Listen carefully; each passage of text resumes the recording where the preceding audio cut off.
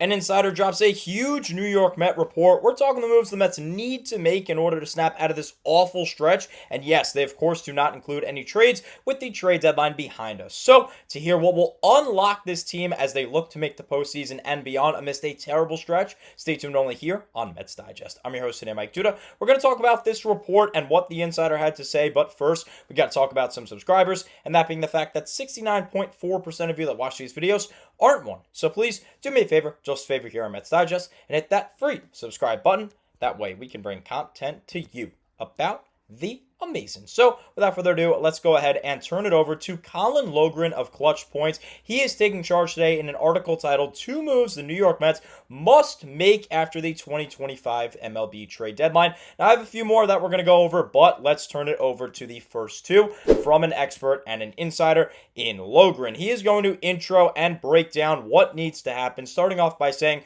the New York Mets made significant additions prior to the MLB trade deadline, but there are still tweaks that they must enact to ensure a strong October arrival. Right now, if the season were to end today, the Mets would make the playoffs, but they would be the last team in the National League. They would be the 6th seed. Of course, if you haven't been keeping up with the Mets or Mets Digest, the MLB trade deadline consisted of 4 pieces: Gregory Soto, Ryan Helsley, Tyler Rogers, and Cedric Mullins. Specifically, New York has to figure out, 1, how to best utilize starter Clay Holmes going forward, and 2, also find a way to balance their lineup in a fashion that will challenge opposing pitchers from a strategic perspective. So maybe that's exactly what David Stearns did at the trade deadline. As Logren says, it could be said that the front office has long understood that solving these challenges could be the key that unlocks another deep playoff run like last year when the Mets made it to the NLCS and were 2 games away from the World Series. They did not opt to trade away top prospects for a starting pitcher, and instead chose to add bullpen help, 3 significant pieces to the bullpen, and lengthen their lineup with 1 guy in Cedric Mullins.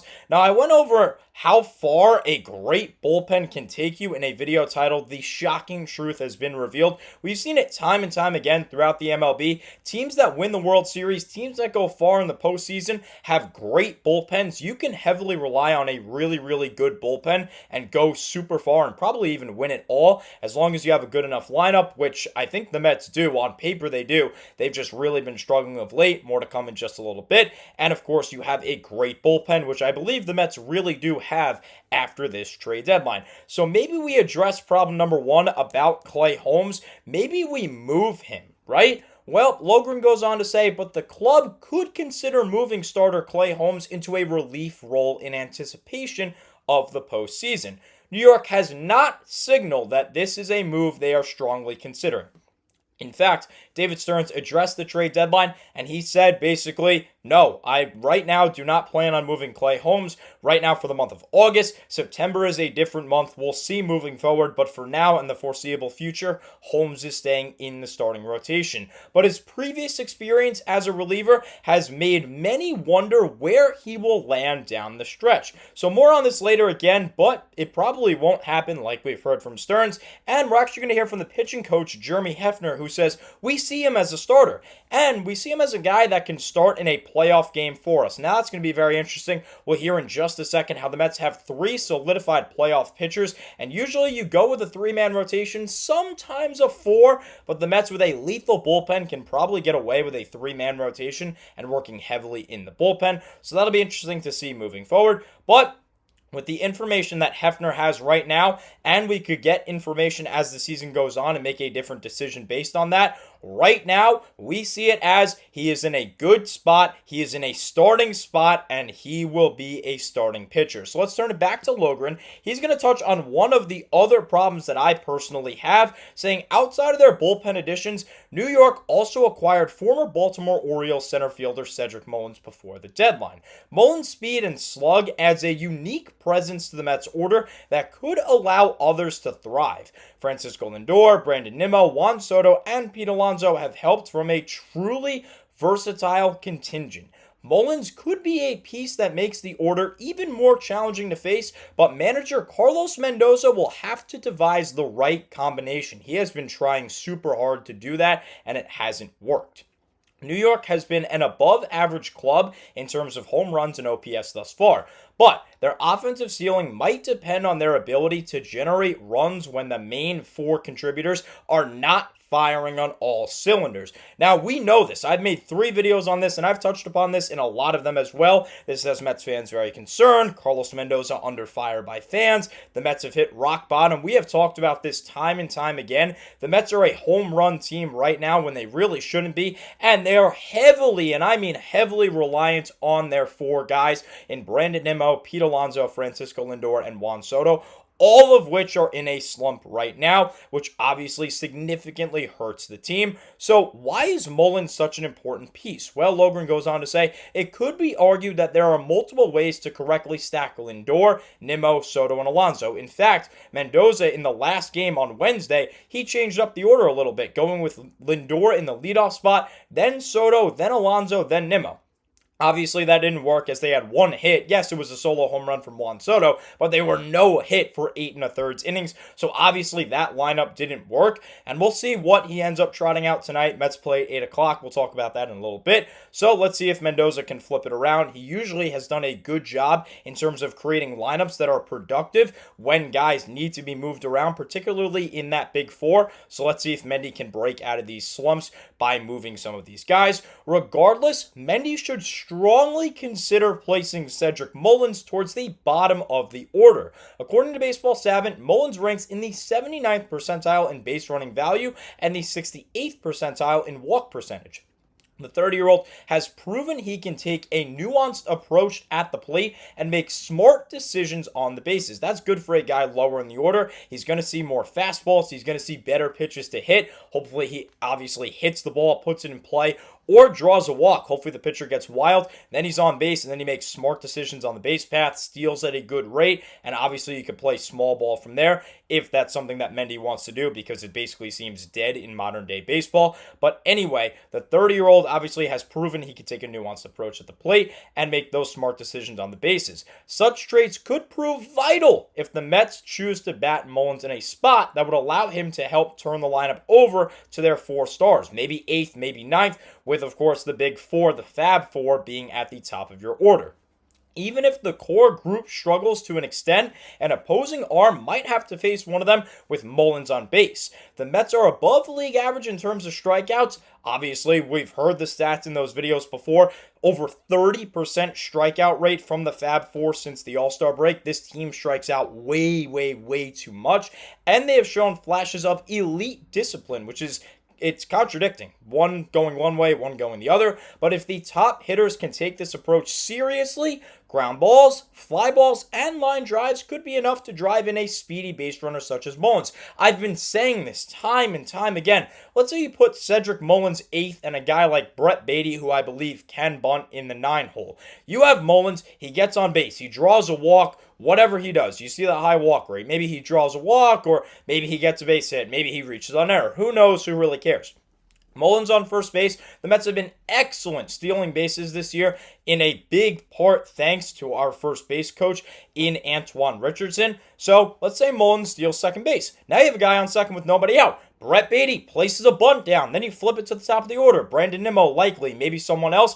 Go hit a fly ball. They hit a fly ball. Bam, that's a run right there. So I'd like to see the Mets do it, but let's go back to the pitching front with Clay Holmes and his problems. Now, 122 1/3 innings pitched. That is by far the most innings pitched in his career, by 52 1/3, and we are only in the month of August. Holmes has pitched a ton. He was a reliever. He was never a starter. Most innings he's ever thrown in a season is 70, and obviously that increased substantially this season with the Mets.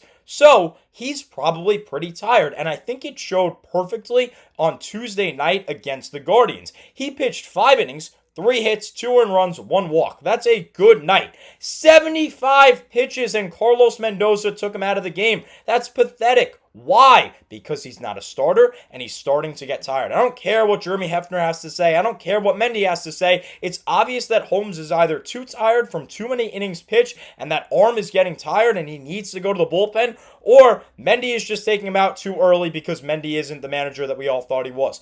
Either one of those situations is not good whatsoever. So let's add this. Frankie Montas, a 6.78 ERA. What does that mean? Your 4 and 5 starters right now are very questionable. You add that with the fact that nobody outside of the name David Peterson, anybody in that rotation not named David Peterson has not thrown 6 or more innings in a start since June 7th. We are in August. I think it's August 7th today. That's 2 months consecutively. That's terrible. That is awful. In fact, it's August 8th. That is more than 2 months consecutively where you haven't gotten 6 innings out of a starting pitcher not named David Peterson, which of course calls for these guys to possibly come up. Nolan McLean and Brandon Sproat are 4 and 5 prospects according to MLB Pipeline respectively. Adam dove into this saying no one is talking about this as the title of his video, so go check that out if you haven't already. He goes over both guys in depth, and I think it might be time to bring up one or both of them, with Holmes being questionable in terms of the mileage on his arms and Montas just not being an effective pitcher. Tyler McGill also injured. So what do you got to do? Well, you didn't trade for a starting pitcher. You're relying on that bullpen. I think it's time to bring up a young guy. Maybe that'll be the spark that flips around the script for this team. So let's turn it back to the offensive front. And we've gone over this time and time again. Since the All-Star break, the Fab Four has not been hitting. Here is Juan Soto, 172, 294, 345, 639 OPS. That is terrible. 8 runs scored, 7 RBIs, 10 walks, 16 Ks for a 27.6% strikeout rate. Yes, 5 stolen bases, but his average dropped from 262 to 249. OPS from 909 to 836. We've seen the same thing from Francisco Lindor, Pete Alonso, and Brandon Nimmo. 195, 179, 232 batting averages since the All-Star break, respectively. OPS is also not much better. 569 for Lindor.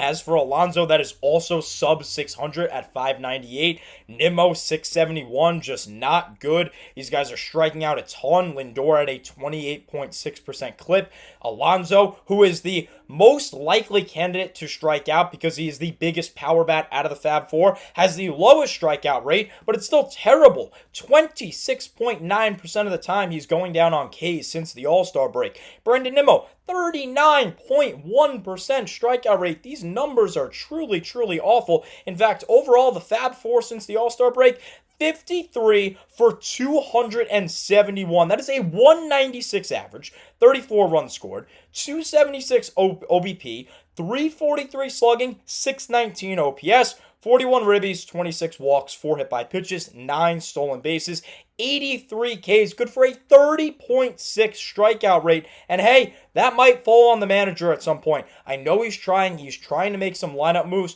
but overall, he needs to step up. This is the last problem that I had.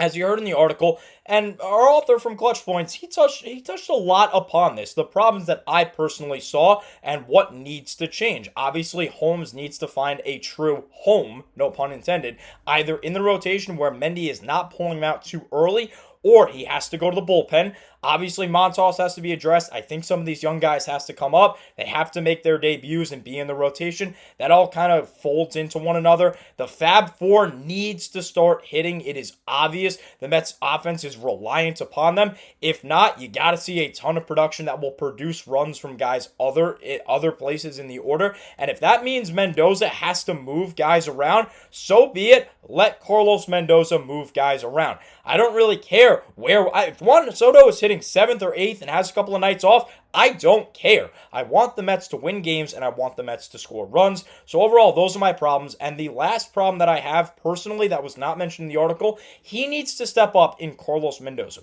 He has made countless questionable moves, one after the other. It seems like he doesn't know how to manage the bullpen well. He's pulling Holmes too early. He's leaving Sean Manaea in for too long in that series against the Guardians. The offense just isn't working. I know he's flipping around the order and he's doing his job there, but overall, he hasn't really done his job to the best of its extent. And with that, the Mets have really started to fall out of the wild card race. Right now, they're only 3.5 up on Cincinnati for the last playoff spot. If Cincinnati were to win their next 3 games and the Mets were to lose their next 4, for example, they are tied for being out of the postseason. We got to wake up, and we got a tough stretch ahead, like I was talking about earlier, in the Milwaukee Brewers. We've talked about this in previous videos. Kodai Senga has been awful of late. He needs to step up tonight. His last 3 starts have been pathetic. 8:10 tonight, Friday night. We go up against a tough arm in Brandon Woodruff, and what better time for the Fab Four and this lineup overall to prove themselves than against a guy with a 2.22 ERA since coming back from injury, a guy in Logan Henderson with a sub-2, and a guy in Quinn Prester with a just above 3 ERA. Time for Senga to step up, time for Manaea to step up on Sunday. Frankie Montas is going to pitch in that TBD. We don't know if he's going to start yet. Time for him to hopefully step up, and this lineup, particularly the Fab Four, needs to step up, or else the Mets are going to fall out of it quickly. So let me know what you think down there in the comment section. Do you agree that these are the problems with the Mets, and this will address their problems and hopefully allow them to start winning ball games again, get away from this cold stretch, and go make a definitive postseason run? Let me know what you think. Let me know if you agree. Let me know if you disagree with myself and the author we heard from Clutch Points. But unfortunately, that's all the time I have for you in this one. Thank you so much always for watching, and let's go Mets.